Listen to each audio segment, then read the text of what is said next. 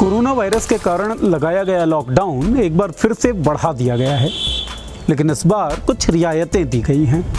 Colour coding हुई है शहरों की, लेकिन टेस्टिंग, ट्रेसिंग और ट्रैकिंग को लेकर सरकार की क्या योजना है, इसके बारे में कुछ नहीं बताया गया है। जब पहला लॉकडाउन लगाया गया था तब मोदी जी ने कहा था कि अगर 21 दिनों में हम नहीं संभले तो देश 21 साल पीछे चला जाएगा। बहरहाल पहला लॉकडाउन गुजरा, दूसरा भी लगभग गुजरने वाला है और तीसरे लॉकडाउन को गुजारने का फरमान आ गया है। लॉकडाउन ज़रूरी है, ये कहते कहते हम लॉकडाउन बिताए जा रहे हैं, लेकिन कुछ सवाल हैं जिनसे अब मुंह नहीं मोड़ा जा सकता है।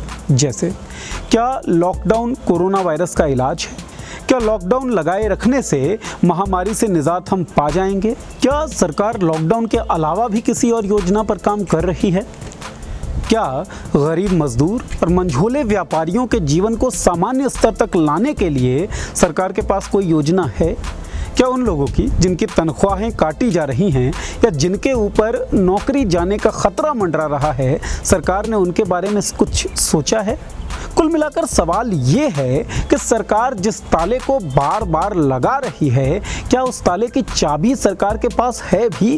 कुछ लोग दावा कर सकते हैं कि कलर कोडिंग एक बेहतरीन तरीका है, लेकिन एक सवाल उठता है। सवाल ये कि ये तरीका कितना साइंटिफिक है, कितना वैज्ञानिक है। यही सवाल मशहूर राजनीतिक विश्लेषक प्रशांत किशोर ने भी उठाया है। कलर कोडिंग में क्या दिक्कत हो सकती है, एक उदाहरण के जरिए समझिए। उत्तरी बिहार में एक जिला है मधुबनी। मधुबनी में कोरोना की जांच दर काफ़ी कम थी, जांच की संख्या बहुत ज़्यादा कम थी।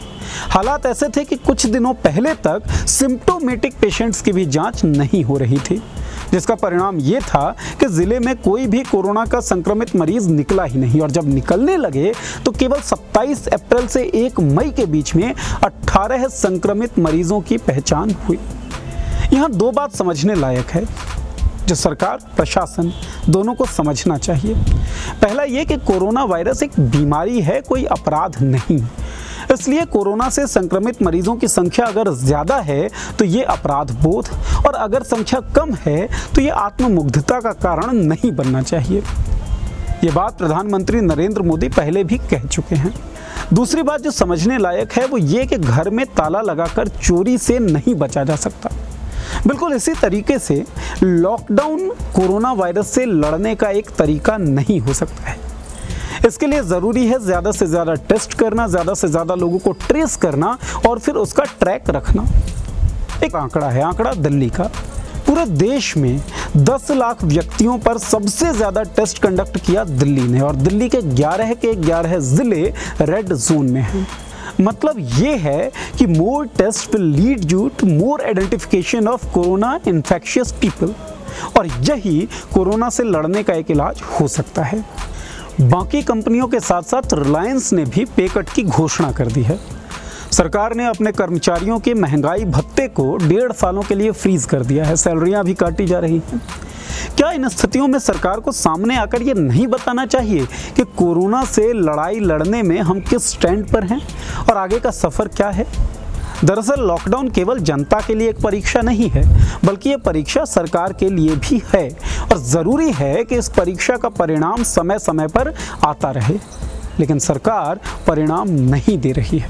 परिणाम अच्छे हों या बुरे हों, बेहतर करने के लिए प्रेरित करते हैं, बशर्ते आंकड़े सामने रखे जाएं। इसलिए ज़रूरी है कि सरकार सामने आए और वाजिब आंकड़े और सही योजनाओं को जनता के सामने रखे। जिस चौथे स्तंभ का ये दायित्व है कि वो इन योजनाओं के बारे में सरकार से सवाल पूछे, वो अभी हिंदू मुस्लिम एजेंडे और अपने ड्रामेबाजी में उलझा हुआ है। सो ज़रूरी हो गया है कि नागरिक के तौर पर हम खुद ये सवाल पूछें और सरकार को मजबूर करें इन सवालों के जवाब देने के लिए। आप देखते रहिए मौलिटेक्स, सब्सक्राइब करिए हमारा चैनल, और अगर फेसबुक पर देख रहे हैं ये वीडियो तो लाइक करिए हमारा पेज। दोबारा हाजिर होंगे, नमस्कार। आपका मुद्दा बनेगा देश का मुद्दा। मॉलिटिक्स ऐप पर शेयर करिए अपनी बात हमारे साथ, हम उठाएंगे आपकी आवाज़।